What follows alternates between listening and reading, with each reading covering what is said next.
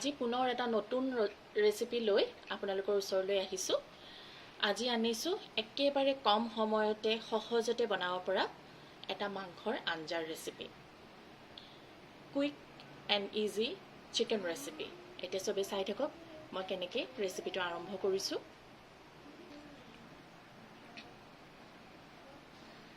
ইয়াত প্ৰায় আধা কেজিমান মুৰ্গীৰ মাংস আছে, ব্ৰইলাৰ মুৰ্গী।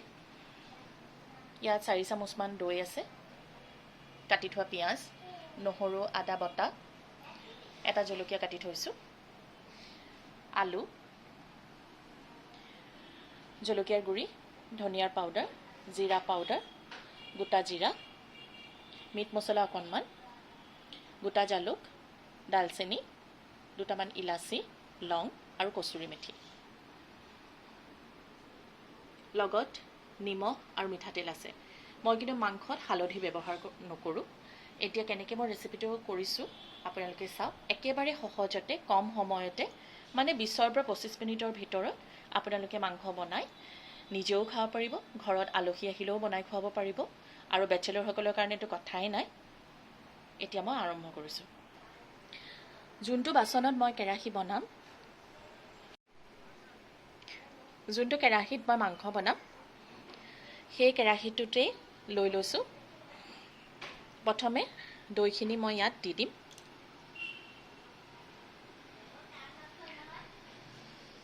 দৈৰ লগত প্ৰথমে জলকীয়া গুড়িখিনি দি দিছোঁ।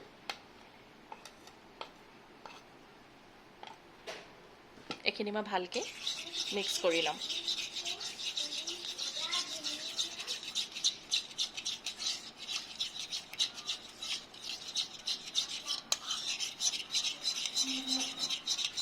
প্ৰথমে চামুচ দি অকণমান মিক্স কৰি লৈছোঁ, পিছত হাতেই লগাব লাগিব।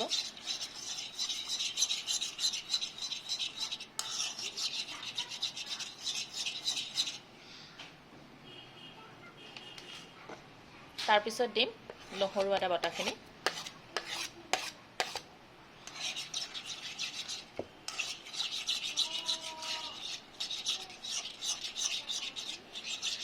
আপোনালোকে কিন্তু চাই থাকক, এইখিনি কিন্তু বহুত দৰকাৰী।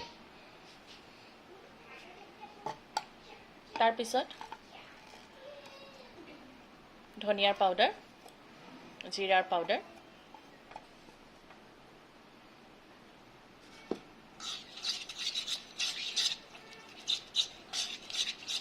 এইখিনি মই মিক্স কৰি ল'ম।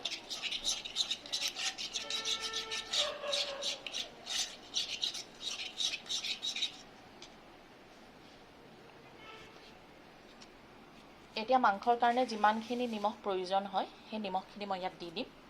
আপোনালোকৰ যদি নিমখত অকণমান দিওঁতে খেলি মেলি থাকে তেতিয়াহ'লে অকণমান কমায়ে দিব। পিছত টেষ্ট কৰি অকণমান পিছত জোখৰ মতে লৈ ল'ব। মই একেবাৰেই দি দিছোঁ। নিমখখিনি মই মিক্স কৰি ল'লোঁ। এতিয়া ইয়াতে মই একেবাৰে জোখৰ মিঠাতেল দি দিম, একদম কম, আৰু মিঠাতেল নিদিওঁ, ইমানেই দিম। এতিয়া তেলখিনিও মই ইয়াত মিক্স কৰি দিলোঁ। গোন্ধটো আপোনালোকে পাবই, খুব ধুনীয়া গোন্ধাব, খুব ধুনীয়া এটা আচাৰী ফ্লেভাৰো আহিব। এতিয়া ইয়াৰ ওপৰত মই মাংসখিনি দি দিম। যদি মাংসত পানী থাকে তেতিয়া মাংসখিনি আপোনালোকে পানী নৰখাকৈ দিব, কাৰণ দৈৰ পৰা পানী ওলাব, পিঁয়াজৰ পৰা পানী ওলাব।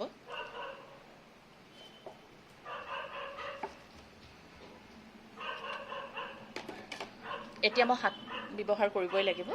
ইয়াতে পিঁয়াজ, জলকীয়া,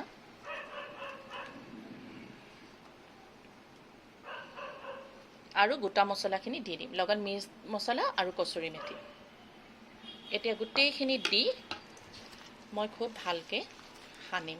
এই সনাটোৱে কিন্তু মেইন দেই, খানা মেইন নহয় জানো, আৰু মাংসও মেইন, সেইকাৰণে এই সনাটোৱে কিন্তু মেইন। খুব ভালকৈ সানিব।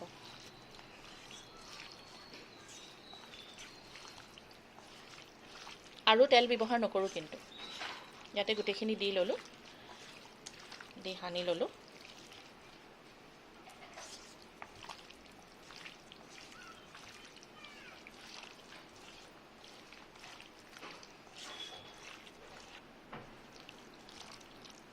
মাংসখিনি প্ৰায় 1 পৰা 2 মিনিট সময় মই ভালকৈ সানি ল'লোঁ। দেখিছে মাংসৰ গাত ধুনীয়াকৈ চব লাগি গ'ল। এতিয়া ইয়াতে মই আলুকেইটাও দি দিম। আলু কিন্তু মই ডাঙৰ ডাঙৰ কৰি দিছোঁ। মাংসও সিজিব, আলুও সিজিব, কাৰণ মাংসবিলাক চব মিডিয়াম চাইজৰ হয়। ডাঙৰ যদি পিচ হয় তেতিয়াহ'লে আলুটো আপোনালোকে লগত নিদিব বা ইয়াতকৈ ডাঙৰ ডাঙৰ কৰি দিব। আলু, মাংস, পিঁয়াজ, মছলা যি আছে চব একেলগেই সিজি যাব। মই কিন্তু হালধি ব্যৱহাৰ কৰা নাই। হালধি ব্যৱহাৰ কৰিলে মোৰ ধাৰণা যে পিঁয়াজৰ যোনটো মিঠা সোৱাদ থাকে সেই সোৱাদটো কমি যায়। সেইকাৰণে মাংসত মই হালধি ব্যৱহাৰ কৰিব নিবিচাৰোঁ। এয়া সনা হৈ গ'ল। এনেকৈ মই যদি সময় আপোনালোকৰ ওচৰত থাকে তেতিয়াহ'লে 15-20 মিনিট সময় ৰাখিব। যদি নাথাকে তেতিয়াহ'লে এনেকৈ আপোনালোকে গেছৰ ওপৰত উঠাই দিব। এতিয়া মই সময় যিহেতু মোৰ হাতত কম আছে সেইকাৰণে মই এইটো চিধাই গেছৰ ওপৰত উঠাই দিম। এতিয়া গেছটো অন কৰি লৈছোঁ। চিকেন খাবি যা, বনাইছে বনাই।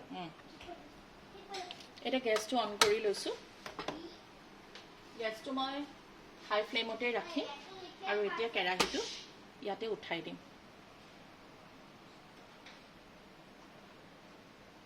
আৰু এখন ঢাকন লগাই দিম। এইখিনি মাংস আপোনালোকে বৰ বেছি লৰাইও থকাৰ প্ৰয়োজন নাই। এনেকৈ মই ঢাকি দিছোঁ। এনেকৈ প্ৰায় 5 মিনিটমান মই হাই ফ্লেমত ৰাখিম। তাৰপিছত আপোনালোকক দেখুৱাম যে কেনেকুৱা হৈছে।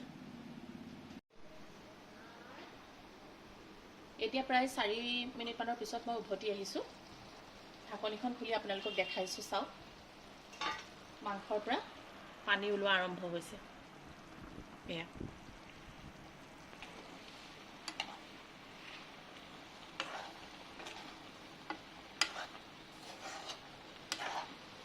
পানী ওলাইছে, দৈৰ পৰাও পানী ওলাইছে, পিঁয়াজৰ পৰাও ওলাইছে। এয়া চাওক। এতিয়া এইখিনি মই এবাৰ লৰাই দিলোঁ। লৰাই মই এতিয়া জুইটো একেবাৰে কমাই দিম। একেবাৰে ল' ফ্লেমত কৰি মাংস সিজিবলৈ দিম আৰু যোনখিনি পানী ওলাইছে সেই পানীতে মাংসখিনি সিজিবলৈ দিম। পুনৰ ঢাক মাৰি দিম। এনেকৈ প্ৰায় মই 8 পৰা 10 মিনিট সময় থাকিব দিম। এতিয়া প্ৰায় 8 পৰা 10 মিনিটমান হৈ গ'ল। মই ঢাকনিখন দাঙি চাম। এয়া চাওক ছাইডৰ পৰা তেল ওলাব আৰম্ভ হৈ গৈছে। মই কিন্তু সামান্য মিঠাতেল দিছোঁ। আপোনালোকেতো দেখিছেই সানোতে, আৰু এক্সট্ৰা তেলটো দিয়াই নাই। এতিয়া মাংস সিজিবলৈ আৰম্ভ হৈছে। এয়া চাওক মাংস সিজা আৰম্ভ হৈ গ'ল। আলুবোৰো সিজিছে।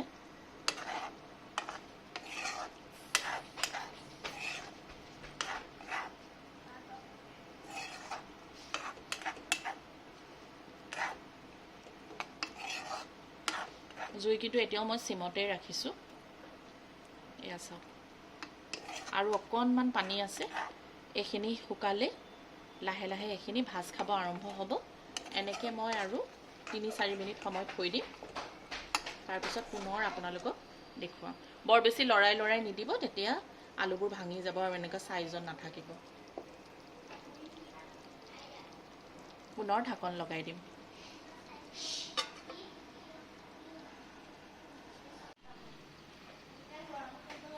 এতিয়া প্ৰায় 5 মিনিটমানৰ পিছত মই ঢাকনিখন দাঙি চাইছোঁ। এয়া চাওক মাংস পুৰা ভাজা ভাজা হৈ গ'ল। ইমান ধুনীয়াকৈ সিজিছে। ছাইডৰ পৰা এইবিলাক তেল ওলাইছে।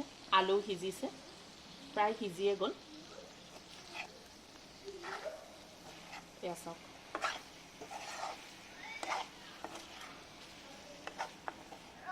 মাংস কি ধুনীয়াকৈ সিজি গ'ল। এফালে আলু সিজি গৈছে ধুনীয়াকৈ। মাংসৰ পৰা তেল ওলাইছে। এতিয়া মই জুইটো বহাই দিম।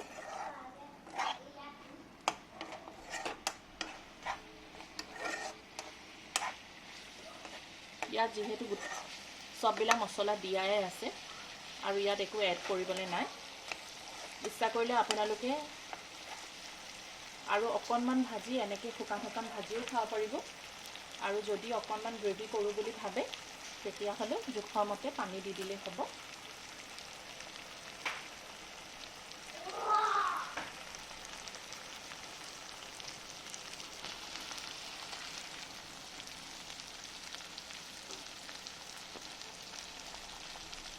মাংস খুব ধুনীয়াকৈ সিজি গ'ল। এয়া চাওক, সামান্য সেইখিনি মিঠাতেলতে অলপমান মছলাতে খুব সহজত কম সময়ত আপোনালোকে এনেকৈ মাংস বনাই খাব পাৰিব। হোষ্টেলত থকা যদি ল'ৰা ছোৱালী হয়, কোনোবা বেচেলৰ হয়, কম সময়ত এনেকৈ মাংস বনায় সোৱাদত কিন্তু অলপো বেয়া নহয়, টেষ্টিও হয়। এয়া চাওক হৈ গ'ল। এতিয়া মই জোখত পানী দি দিম, অলপমান পানী দিম, অকণমান গ্ৰেভি কৰি। মই গৰম পানীয়ে দিছোঁ।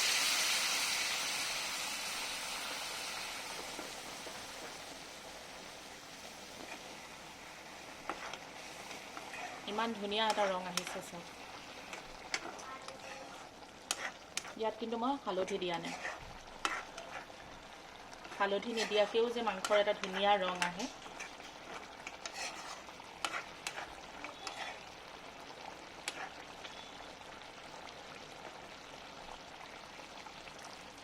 আৰু অকণমান পানী এড কৰি দিলোঁ। এইখিনি এবাৰ উতল আহিলে মই অফ কৰি দিম। আৰু এই গোটেইখিনি প্ৰিপেয়াৰ কৰোঁতে মোৰ প্ৰায় 20 পৰা 22 মিনিট সময় লাগিছে। বৰ বেছি লৰাই থকাৰো প্ৰয়োজন নাই।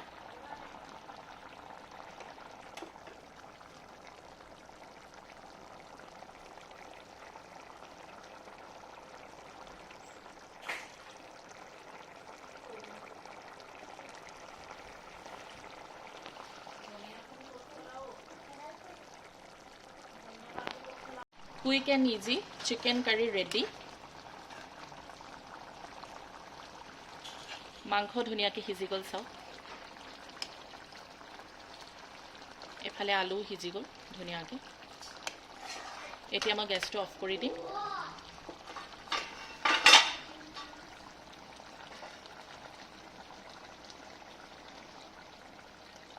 আৰু ওপৰত অকণমান ধনিয়া পাত কাটি দিম।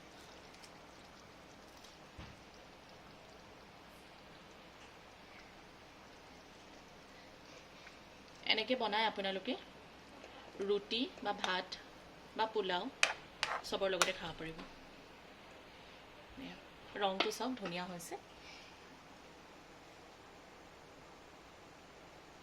আজিলৈ আহিছোঁ পুনৰ এনেকুৱা সহজ নতুন সোৱাদ লগা ৰেচিপি লৈ আপোনালোকৰ ওচৰলৈ আহিম। Thanks for watching the video. See you again.